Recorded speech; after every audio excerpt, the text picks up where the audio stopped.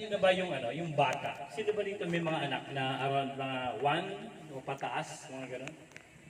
Pag inagis niyo yung bata sa ere, anong ginagawa ng bata? Tumatawa, di ba? Tumatawa. Bakit? Kasi naniniwala yung bata na sasaluhin siya. Yun yung trust niya doon sa daddy niya o sa mami niya. Ayun, kailangan din magkaroon tayo ng trust doon sa mga kasama natin.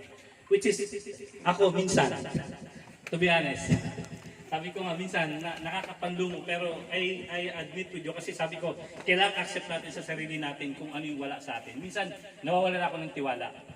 Pero yung faith never na nawala sa akin. Lagi kong sinasabi, kaya natin yun. Oo, talaga akong tiwala. Alam niyo naman yun eh. At yung last na story is yung paggabi,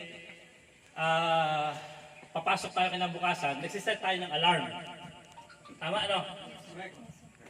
Pero without knowing na magigising tayo.